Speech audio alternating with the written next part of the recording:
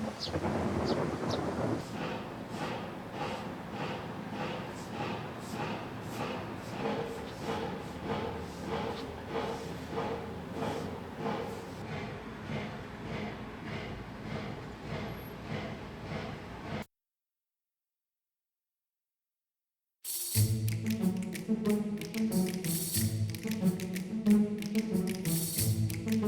좀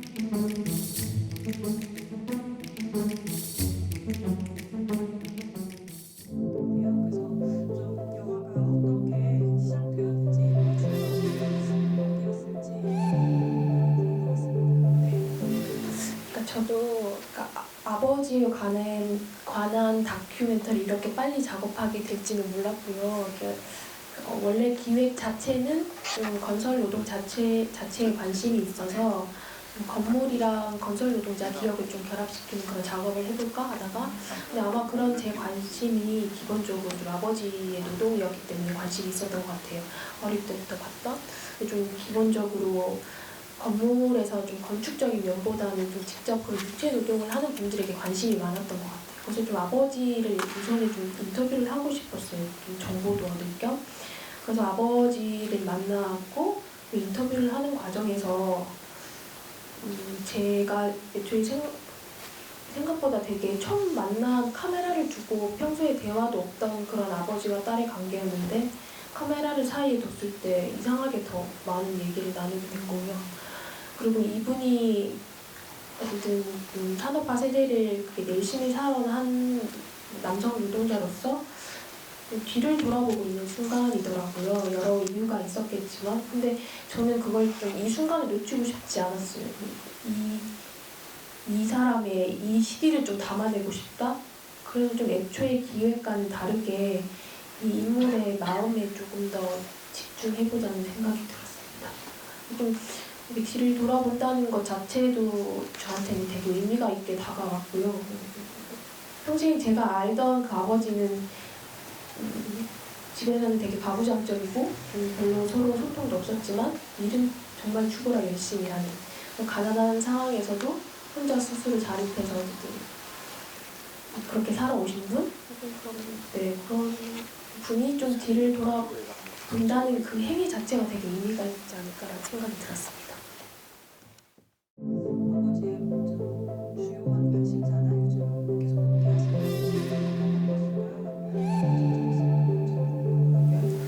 사실 아버지가 제가 다큐멘터리 만든다고 했을 때 허락을 해주신 이유는 아버지를 노동자로 본다고 했기 때문에 허락을 해주셨어요. 제가 중간에 일단 이분이 굉장히 본인이 내가 잘 살아온다 이런 어떤 성찰을 하는 와중에 약간의 좀 우울감도 생기시고 이런 과정이 있는데,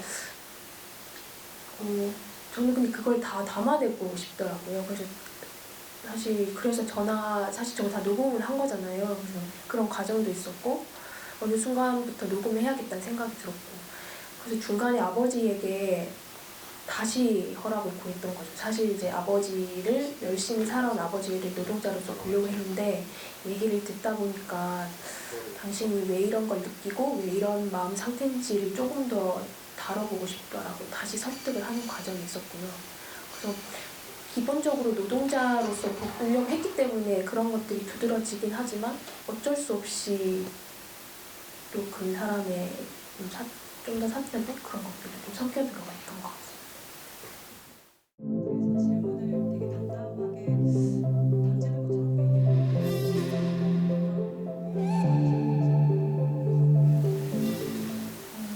그냥 일단은 아버지를 다루는 것 자체가 저는 심적으로 되게 힘들었고, 아버지랑 카메라를 사이에 뒀을 때 딱히 갈등이 없는데도 왜 그렇게 힘들었는지 모르겠어요. 이 사람과 관계를 맺는 것 자체가 저한테는 되게 이상하게 힘들더라고요. 그래서 평생 거의 꾸지도 않았던 것 같은데 아버지에 대한 꿈도 꾸고 그런 과정 자체가 그럼 조금 힘들긴 했어요. 그냥 꿈 영화랑 상관이 없이.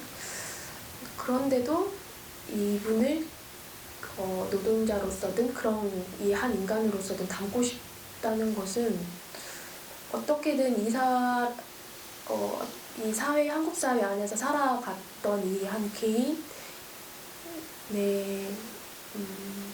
개인의 뭐 어떤 것도 있겠지만 어쨌든 그렇게 열심히 일할 수밖에 없는 그런 사회 구조도 있었던 것 같아서 그런 것들 좀 짚고 싶은 마음이 있었고, 사실 아버지 인터뷰를 들으면서 아버지는 평생 그냥 열심히 일을 하셨지 뭐 노동조합이나 본인의 이런 권리에 대해서는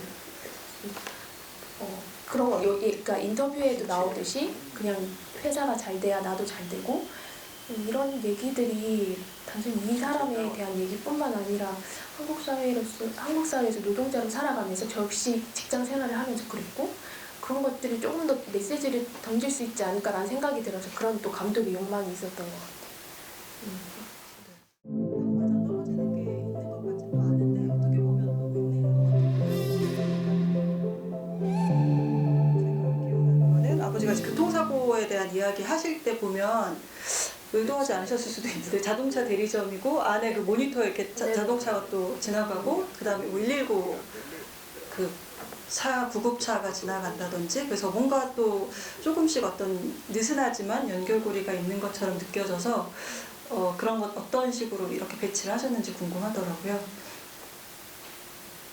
네, 그러니까 사실 그 뭐 벤츠 건물에 가도 제가 원하는 걸 찍을 수 있는 건 아니잖아요. 다큐멘터리가 그렇듯. 근데 더군다나 인물이 있는 것도 아니고 그냥 건물을 찍으러 가는 건데 건물 찍는 게 너무 힘들었어요. 그러니까 뭐 멋있게 찍을 수도 없고 뭘 새롭게 찍을 능력도 안 돼서 찍고 나서 되게 망했다라고 생각을 했는데 편집본을 보면서 그때 마음에 들어서 찍었던 말하신 그 대리점 안에 차가 움직이는 것들, 느슨하지만 맞다고 느껴지더라고요. 그 하필 제가 그 벤츠 건물을 찍으러 갔을 때 주변에 이렇게 사고가 났어요. 그래서 119를 찍었는데 사실 그건 붙이는 거에 되게 고민이 많았는데 너무 티나지 않으니까 이런 거 붙여도 될까 이런 편집 과정에서 윤리적인 고민이 되게 많았지만 좀 느슨하게 연상해서 생각할 수 있을 정도로만 편집해보자 해서 편집하는 과정에서 운 좋게 있는 장면들과 할 수 있었습니다.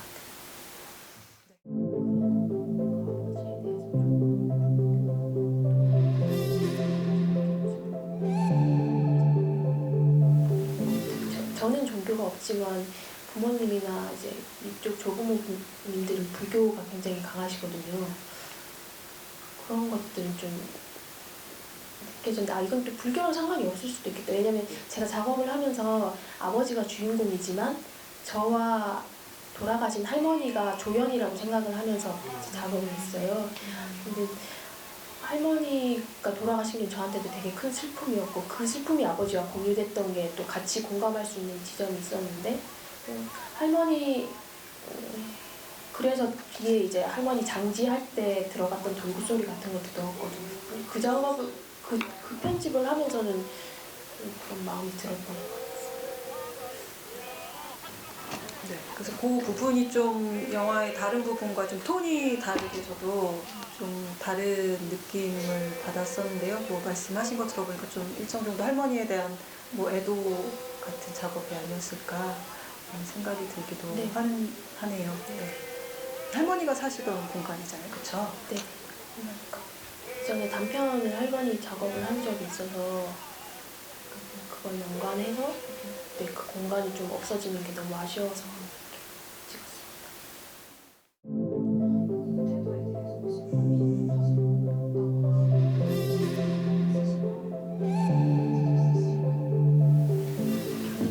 결론은 당연히 없고 제가 그 제2의 인생이라고 말을 하는데 사실 그게 되게 공허한 말이잖아요. 제가 편집하면서도 진짜 약간 영혼 없이 얘기했다는 생각은 좀 들었어요.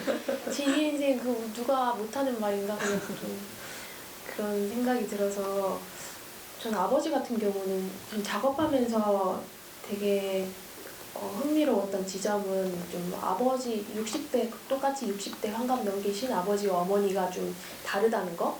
특히 아버지가 더 외로워하시고 스스로 고립시키는 것도 더 심하시더라고요. 그건 뭐 한국 사회의 다양한 뭐 이유도 있을 것 같은데, 아버지 같은 경우는 그래서 제가 신경을 썼던 부분은 어떤 한국 사회에서 되게 열심히 살아온 한 남성 노동자가 뒤를 돌아보고 성찰하는 건 저한테 너무 의미가 깊은데 너무 거기에 빠져 있어서는 안 된다는, 계속 스스로를 고립시키게 되는, 그게 지나치다 보니까 이제 자기 연민으로만 빠지게도 되시고 그런 것들은 되게 안타까웠거든요.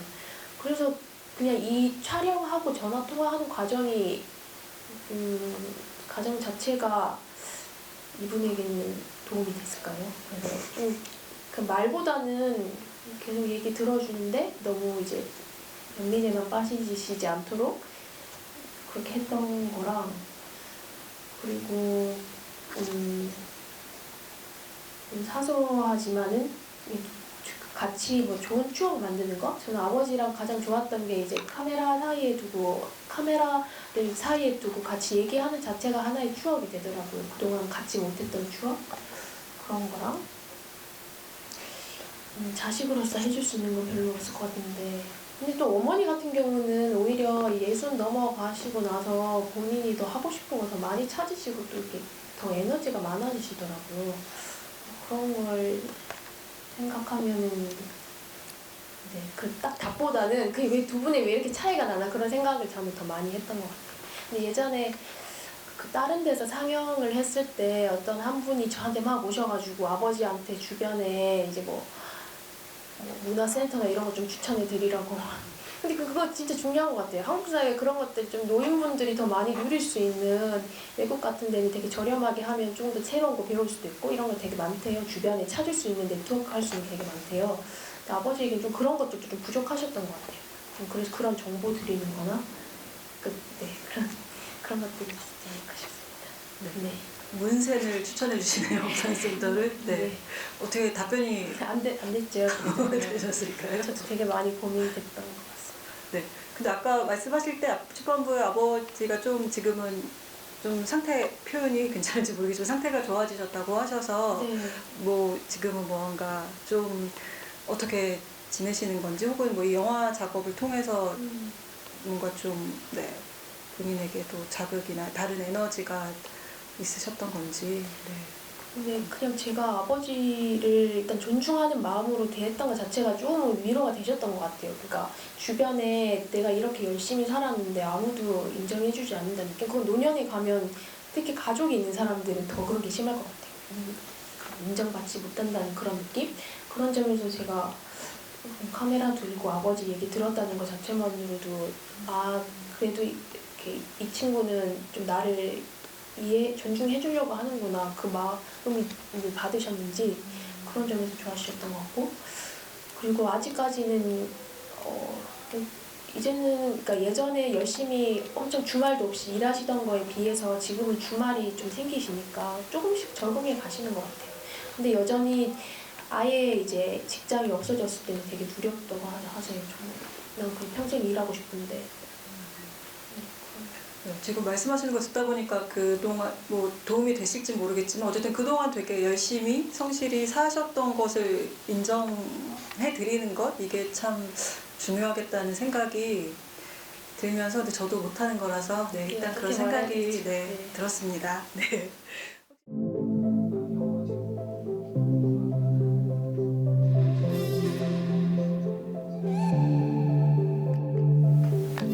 네, 말씀해주신 대로 제가 공사의 1호회라는 그 공사도 있지만 공적이고 한 인물의 공적이고 사적인 거, 그런 걸 좀 섞어보고 싶은 작업이라서 그렇게 했던 건데, 그걸 영어로 표현을 하고 싶은데 도저히 안 돼가지고 그 영화 제목은 그 언더 컨스트럭션이라고, 공사 중, 그러니까 주변에 굉장히 많은 공사장에서의 노동과 그다음에 또 이 한 개인의 마음이 지금은 좀 공사 중인 상태인 것 같다는 생각이 들었어요. 그래서 그런 중의적인 의미로 언더 컨스트럭션이라고 지었습니다.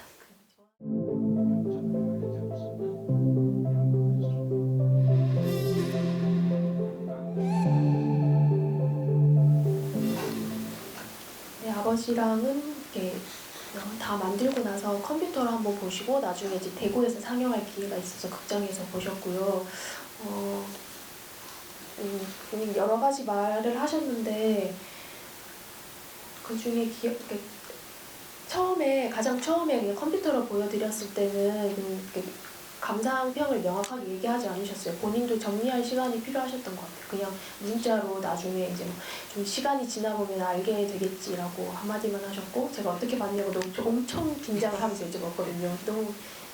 내 아버지가 그냥 시간이 지나보면 알겠지라고 문자 하나 보내주셨고, 나중에 극장에서 볼 때 보고 나서 조금 더 또 여쭤봤을 때는 그냥 뭐 살면서 내용을 저렇게 많이 본 건 처음인 것 같다라고 하셨고 수고했다라고 하셨는데 좀 영화적으로 좀 재밌는 장면을 많이 찍어보는 건 어떻겠냐라고 충고를 해주셨습니다.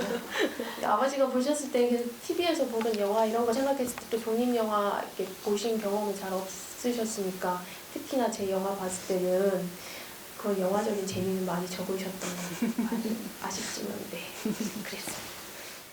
잡혀 있는 상영회 일정 있으시면